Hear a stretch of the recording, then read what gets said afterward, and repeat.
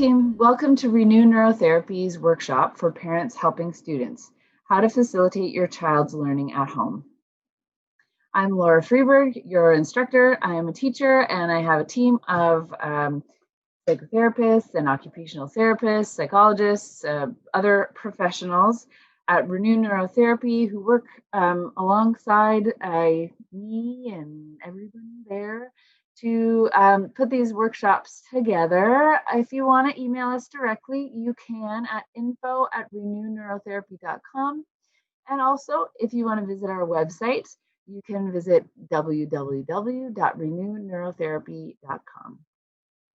We're going to talk about step 4, which is assessing skills. We're going to learn to assess skills in our students so that we can set some goals and help them move forward with their study habits.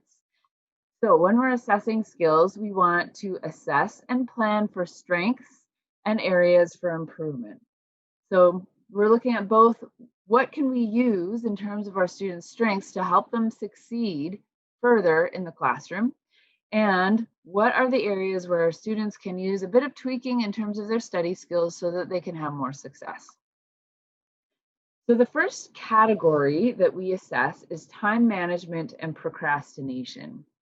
So you want to make sure that this little list is being done by your students so that they're on top of things like time management and procrastination. So they want to arrive to class on time, spend sufficient time studying. When you're co-creating your schedule, you can kind of see how your amount of studying works for your student and help them modify if necessary. You want to schedule definite times and goals for study time. So there, it's not just, I want to get 90 on my test. It's very specific. When am I going to study? What am I going to study? How will I know I'm done studying, that the material's now in my brain? How am I going to study? So some of those goals might be about the environment or that kind of thing, but definitely scheduling that stuff in to avoid getting towards the test and realizing, oh, I only have 1 hour and that's not enough time for me, right? So being your students' support and frontal lobes, as we talked about last session, you can help them make sure that they're using their time wisely. Using daily to-do lists is very handy. So you can help your student create their own to-do list if they're old enough to do that. Or you can create a to-do list for them and have them show you that they've checked off each, as they've checked off each item, you can kind of check with them to make sure that they've done everything well and catch any areas for improvement to offer them. They want to avoid activities that interfere with their schedule. So probably, are asking your students to avoid screen time while they're playing video games, that kind of thing, while they're supposed to be studying. Although they may study with their computers, they're using them for that purpose rather than, games or social time. And studying during the time of day I'm most alert. So here, making sure that when students have their sort of prime time, if maybe you're the kind of person who gets up and feels like they get a lot done in the morning and then is moving a little slower in the afternoon, or even vice versa, your students will also have some kind of flow to their day where they have the most energy and the most kind of brain power. So you want to capitalize on that and do their most difficult subjects during that time, or their most kind of intensive work at that time. So you can help them reflect on what time is best for them during the day and help them capitalize on that. You want to create daily activity and study schedules. So as we talked about last time, you probably will be supporting your student in terms of creating a schedule that's going to work for them, and the schedules that you have together. Then begin major course assignments well in advance. So as part of time management and procrastination, you don't want to leave them to the very last minute. So is your student doing all of these things? So you can support them in any of these areas if you find that they're maybe scrambling at the last minute or not scheduling enough time to study or that kind of. The next category is concentration and memory. So you want to designate a place for studying only. So an area where there's no relaxing going on, there's no other games being played, that it's just a study space. This can be challenging in some areas, especially if you don't have a lot of room for this in your home. But even just set aside a corner where all you can see when you sit down at that table in the corner is your study schedule. Your study area. That can be enough. So finding that area that's kind of away and free of distractions and just dedicated to studying really can cue the brain to, oh, it's time to work. When you sit down at this table, we're alert, we're paying attention, we're ready to learn. So that kind of studying only kind of blends into the idea of creating an environment free from auditory and visual distractions. So in that environment where there's studying only, you don't want a lot of noise, happening, conversations happening in the background, or a lot, within the field of view. So, it's better if your students can study in an area where they can't see the TV and see their Xbox and see their their phone, right?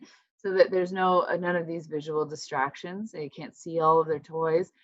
You want to devote undivided attention to a task for at least 20 minutes is the idea. Maybe your student can study longer than that. Maybe they only can focus for 5 minutes, whatever you're working with. But the more you practice having that attention, you can start to grow it, right? And the more your environment is conducive to attention and attending to your work, the better, right? The longer you'll last. So you'll kind of maximize your abilities there. So working on that skill of having not divided attention, but very focused attention. You want confidence in the level of concentration that's maintained. So if a student is feeling like they're having a difficulty concentrating, this can lead to more frustration as they're doing their work. So it's nice to develop that confidence. So if you're developing some of these skills and concentration, your student will feel a little more at ease with their ability to concentrate and a little more confident in their ability to function in the classroom. So as they develop this skill, usually it's a sign that they're doing it well if they have confidence in their ability to maintain that concentration. You want to develop an accurate understanding of the material. So in terms of their concentration and memory, they can kind of put together a picture in their mind of the material that they're learning. So making sure that they haven't missed major details or misunderstood some of the instructions, or they've been attending well enough that they kind of put together this picture correctly in their mind. Learning with intention of remembering is an important skill where if they're sitting in the classroom, it's not a passive collection of information, but you're actively trying to receive information in a way that it's going to help you remember it later. And so that idea of, being the one sitting, closer to the front of the classroom or being engaged in your learning, raising your hand when you don't understand, trying to really take in that material well during class so that you don't have to spend lots of time studying can be an important skill as well. And then you want to practice the materials by reciting them out loud so that your memory can be kind of reinforced by even the sound of your own voice, or using some of those sort of auditory pathways to speak your knowledge can be quite useful in terms of memory. So that can be a great way to do it. And you want to recall the things that you studied. So after studying for a little while, it should be starting to sink in, and you should find that your student is able to recall those things. If not, there might be some tweaks that you need to make or their student needs to make as they're studying to make their studying more effective. Study aids and note taking. So as students are taking notes, they're making sure that they are, they kind of have their mind on using them later. So if they need to be color coding or underlining things or explaining certain words, they're able to do that. You want them to understand the lecture and the classroom discussion as they're taking notes. So that can be sort of a bit of a multitask in some classrooms, depending on what's going on. So you want to be able to jot some things down and remember what's going on, but also kind of attend to make sure that there's some understanding. It's not just getting those words on the page and then trying to understand later. Because sometimes that's as you're trying to, furiously write down your notes, that understanding piece isn't happening. And then reading your notes later just gets really confusing. So you want to kind of have a balance between those two things. You want to be able to organize. Your student needs to be organizing notes in a meaningful manner. We have some note-taking templates that you can check out in terms of taking notes. You want to review and edit notes systematically. So it's a great practice after you've taken notes on that same day to go back and review them before you go to sleep. At some point in there, sometimes even directly after class, make sure that you understand what you wrote. If you need to fill out anything in terms of, a few missing details here and there to make sure that they're ready to go for you to review later, can be a super good way to expose yourself to the material again. Make sure that your notes are comprehensive and comprehensible, that they are going to be useful to you later. So maybe starting that practice, supporting your student to start that practice would be a good way to improve their study skills in terms of study aids and note taking. So taking notes on supplementary reading materials, review and edit notes systematically, organize notes, right? All these things are related in that you want to make sure that they're going to be as useful to you later when you're studying them as possible.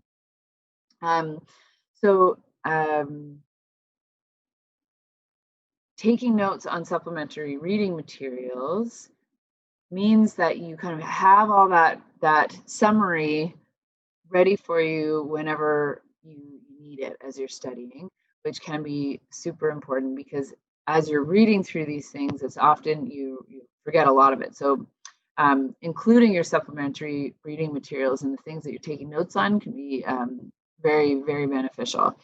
Use a system for marking textbooks. Now, some people go for this and some people, it's not their favorite. They'd rather leave their books unmarked. But if you're going to do it, if you're the type who likes to highlight in a book or underline, don't highlight everything. Otherwise, it's not useful, right? Maybe the major vocabulary words is a good place to start. Is this system really working for you? And then you can kind of move from there. When reading, you want to highlight, mark, underline parts that are important. Not everything is important, but just to kind of highlight the major points so that you can kind of see as you flip through. That can be very handy, especially if you're given a handout that's maybe a few pages long. You can kind of go in and underline the parts that are most important. And you want to write notes about a book while you're reading it, so you don't forget everything that's happened. If you're working in, say, like an English class, literature class, that can be a handy thing to have later when you're trying to develop an argument for an essay, for example. We also have test strategies and to address some test anxiety. So you want to make sure that your students in that nice zone where maybe there's a bit of anxiety, which means they care about their work. It's important that they do well. That's okay. We can use that to fuel our studying. But if your student is too anxious, how do you kind of drop down the level of anxiety so that they land in their sort of comfort zone where they're a little bit anxious because it's important, but not overly anxious, so it's impacting their ability to perform. So, in order to kind of prepare for tests and reduce some of that anxiety, because when we feel prepared, typically we feel less anxious, we want to find out what the exam will cover and how the exam will be graded. We might change our study strategies depending on if it's a multiple choice exam or if it's an essay that you're writing or if there's long answers, right? So you can make sure that your study strategies match the test environment or the test style. You want to develop confidence in the ability to prepare effectively for the exam. So if it hasn't gone well in the past when your student has tried to put in some effort, it can be really deflating and not really very reinforcing to want to continue to put in that effort. So on the flip side, if they've had success in studying, then it's reinforcing and they're like, oh, okay, I put in some time, I feel really good when I do well on my test, this feels good, let's do it some more. So as your student feels more confident, they'll be able to, again, effectively prepare. It's a little bit positive feedback loop there. The more you study, the more confident you feel, the more confident you feel, the more you see value in your studying.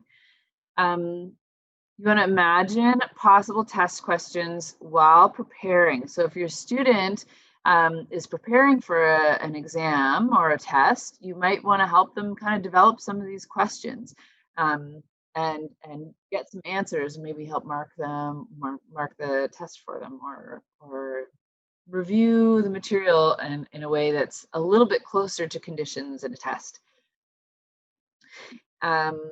Take time to understand the exam questions before starting to answer. So encouraging your student, or does your student already read the question maybe a couple of times before answering? Do they rush into it, or do they really understand fully what is being asked of them? There are some strategies that can be used to kind of break down the question before rushing into your answer. And if your student tends to want to rush through, you can introduce them to some of those strategies. Do they follow directions carefully when taking an exam? If that's a struggle sometimes, one of the things that people can do is read through all of the exam before even starting it. And to suggest that, it means you kind of already have this sort of prime and ideas about what those questions are going to be like before you get there. And it can kind of help pull some of that information out of the student's brain and get it on the page when they see the full picture of the exam.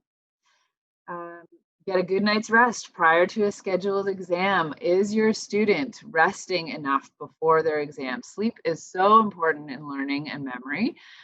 So that good night's sleep, this is like one of those things that often people will hear this advice and not truly really understand how important it is that we don't show up to our exams exhausted.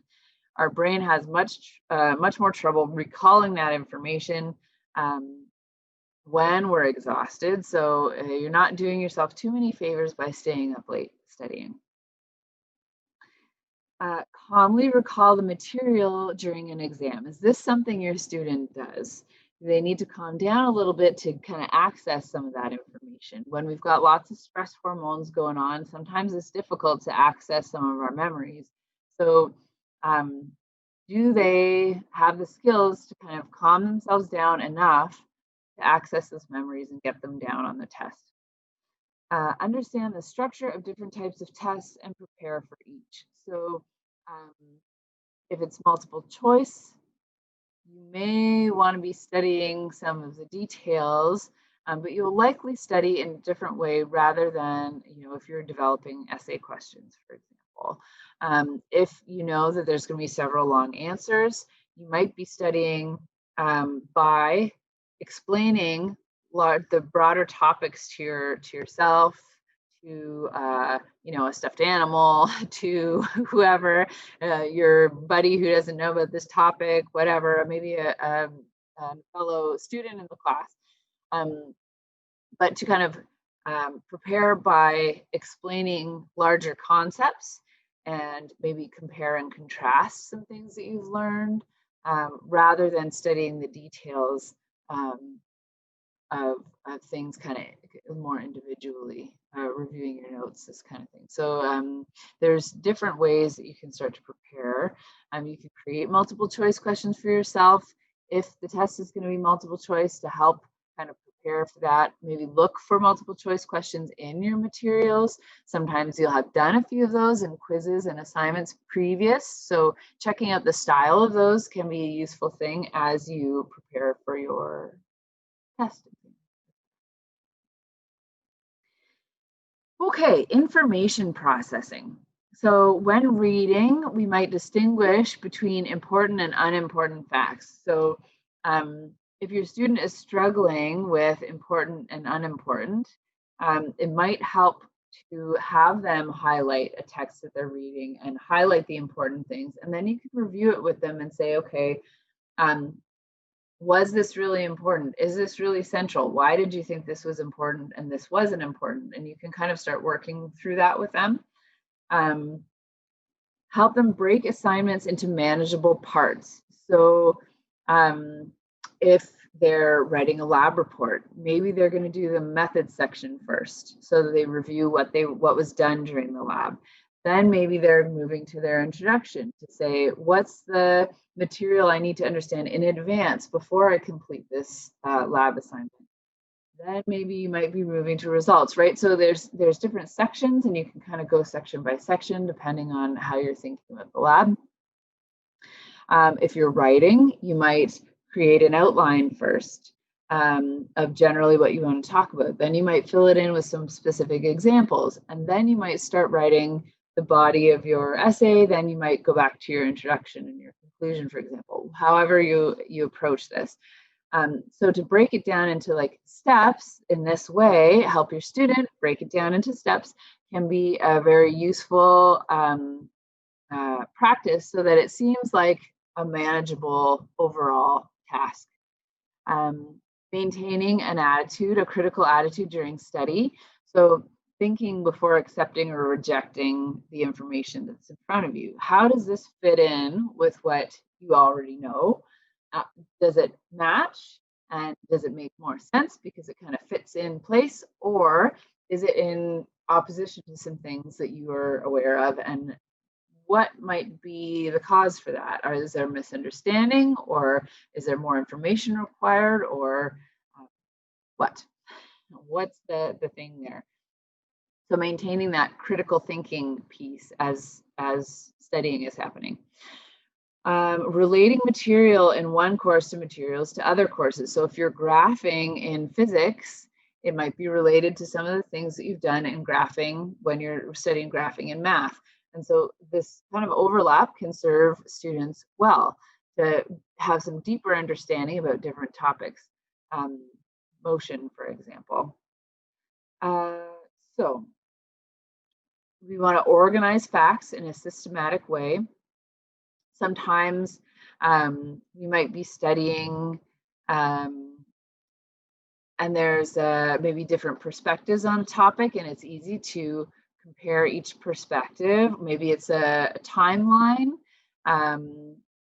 If we're studying atomic theory, that's changed over time, and you might look at some of those researchers over the years. For example, if you're studying in chemistry,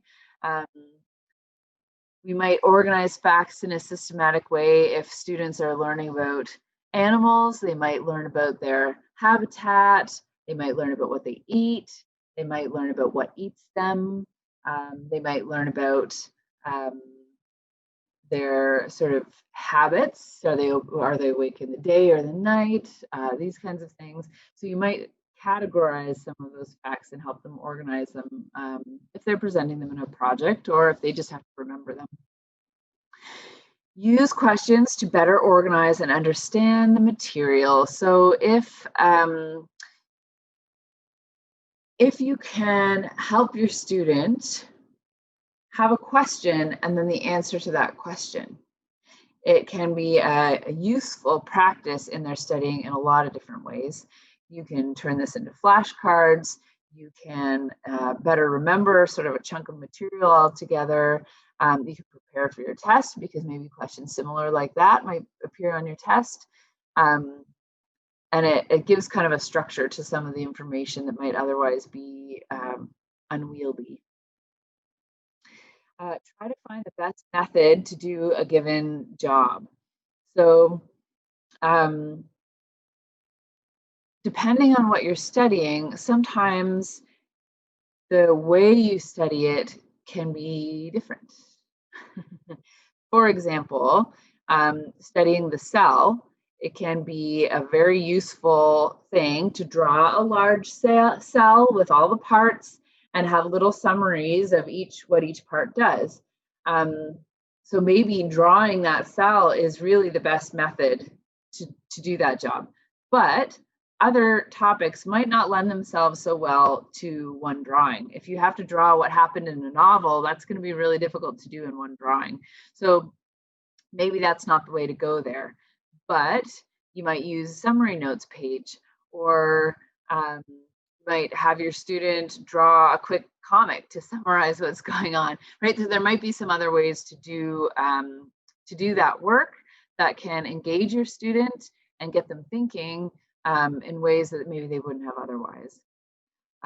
Solve a problem by focusing on its main point. So often students will kind of get on a tangent and be looking at some details that aren't the most relevant details to that problem.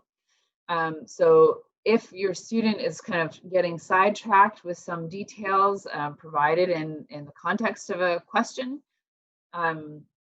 helping them to refocus on, well, what exactly is this asking me, and what's the point of this activity or this question or this exercise. All right. Motivation and attitude. So this might be reminding your student to sit in front of the class if possible, if it's a class in person. Be alert in classes. Ask the instructor questions when clarification is needed. Volunteer answers to questions posed by instructors in the class. So, raise your hand and get in there and participate in that discussion. Participate in meaningful class discussions, attend class regularly, take the initiative in group activities. This is one that some students forget that they can do, that can make a big difference in terms of their engagement in the classroom. So take some ownership over that project, and if you are in there and kind of pulling your weight in the group activity, it can really make that activity more valuable in terms of the learning experience. You want to use a study method that helps develop an interest in the material being studied. So if your student really likes to draw, some of these drawing suggestions can be a great one. If it's not the thing that they like to do, maybe they like to write a song about it. Maybe they like to write a story related to that science stuff that they learned. Maybe, right, there are lots of opportunities to change up the way that students are studying and help them kind of be more engaged in the studying that they're doing. Selecting main ideas or self-testing or reading. So here, especially when students have lots of reading to do, it's important to kind of make sure that they're maximizing the effectiveness of that reading. So to read it and set it aside is often not a great use of time unless some of these suggestions are being followed so that the students are helped to remember and process that material and use it later. So this might be surveying each chapter before beginning to do that reading. So just kind of flipping through and seeing what is it that we're going to be talking about here. Do they follow the writer's organization to increase meaning? So understanding how the textbook is organized can definitely help guide the students to organize their learning. Reviewing material several times during a semester is great. Even just after every class is so good for memory, and so good for memory. And then again, before tests and not just before the final exam, especially if there are university or college courses involved. This is an important thing to do, is to keep up with your studying during the semester. When learning a unit of material, is it summarized in the words of the student? So often when students are studying together, they'll explain concepts to each other, and the language that they develop is succinct and helps kind of create pictures in their minds that it maybe is more accessible to them personally than they would read in a textbook or if someone else was explaining it to them. So summarizing things in your own words as a student is a check to make sure you understand, that you have all the details, that you've simplified it in your mind enough so that that's quite accessible in terms of recall later. Becoming comfortable with your reading rate. This is just feeling okay about having to read a certain amount. Some people are quite concerned about how long it takes them to read things, or have a trouble predicting how long it'll take them to read certain texts. So knowing how long it takes you to read a page or two in a textbook versus how long it takes you to read a chapter in a novel can be good information as a student, because then you can plan your time accordingly. So not just the confidence in your reading rate, but also being able to plan around how long it takes you to do that kind of reading. Does your student look up the parts that they don't understand? Important. So if there's some vocabulary word in there that they don't understand, are they looking it up? Are they recording it for later to look it up at some point? Is there some effort being made to assess, do I understand what I'm reading right now? And are there questions that I have that need answering so that I can continue to understand what's going on? Developing satisfaction with reading ability is important. Again, it's that kind of positive cycle where you feel good about your reading, so you're willing to read, so you read some more, and so that you get better at reading. It kind of feeds on itself. And then focusing on the main point while reading. Sometimes our brains can kind of get lost thinking about different sort of tangents as we read. To come back and view that main point and really pull out the most important information is an important skill as well. Writing. So we'll develop the ability to express thoughts well in writing. So this is an ongoing process at all levels of education. We want to write rough drafts quickly and spontaneously from notes. So we'll create some notes. Hopefully your student has been guided a little bit and over the course of their education to do this. They'll create an outline, some kind of notes about what they want to talk about, right? And then from those notes, they'll hammer out a rough draft. It doesn't have to be perfect, it just has to be done, right? And then they can put that aside and come back to rewrite, to rework, to edit.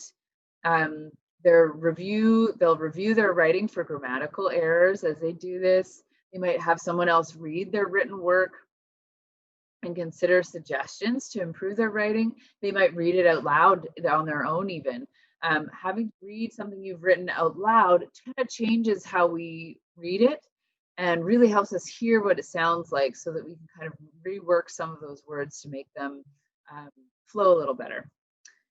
We can become comfortable using library resources for research or whatever resources your students are using. They want to develop those skills, those searching skills for good information. It can be a lifelong useful skill. So you want to kind of help guide your student through, is this a good source of information, especially if they're online sources? You want to make sure, is this a reputable source? Who's it coming from? How do I search? Are there ways to include or exclude some search terms to improve the results of my search? How do I find books in the library, right? All of this process and encouraging your students to ask for help if they need help finding those kinds of resources when they're looking for them. To develop the ability to narrow a topic for an essay, research paper, etc. So make sure that they have an appropriate topic question that's not too broad or too narrow, that gives them room enough to do research and bring in some information that's going to be reputable and useful for their paper.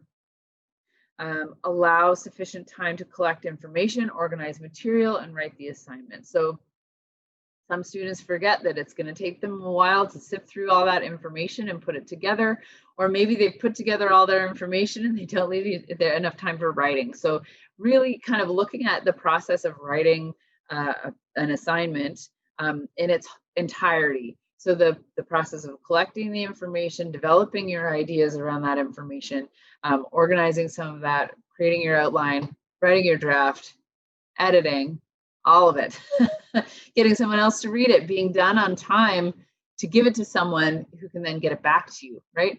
These things are all take a lot of planning, and helping your student get there can be an important development in their educational skills.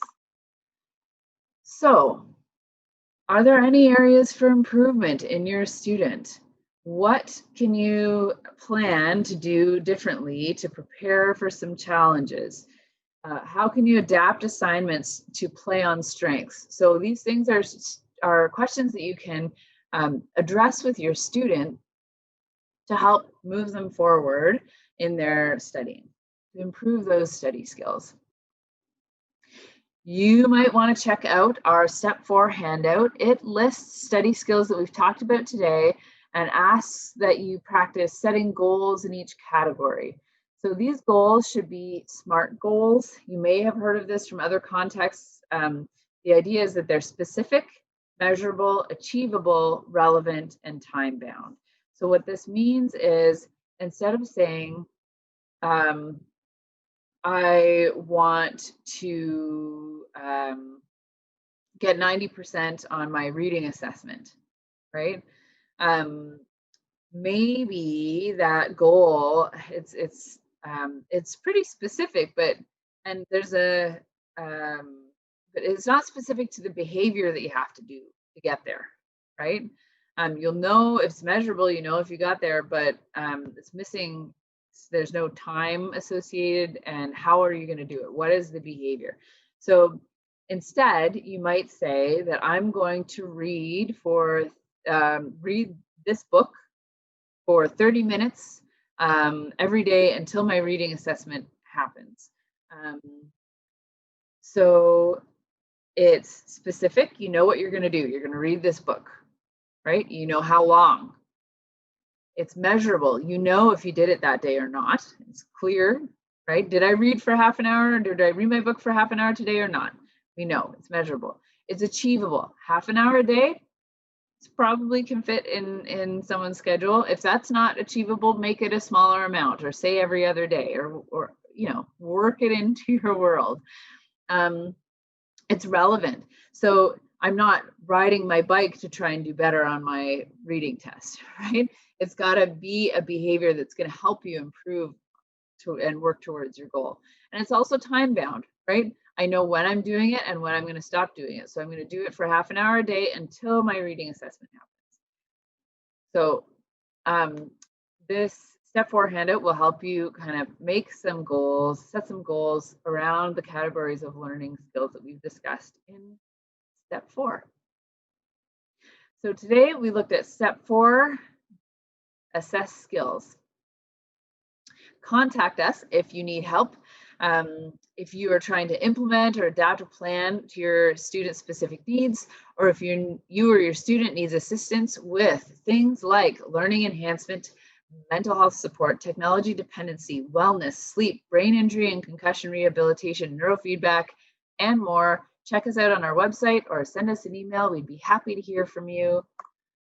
Thank you, and we'll see you next time for Step 5, Start Learning.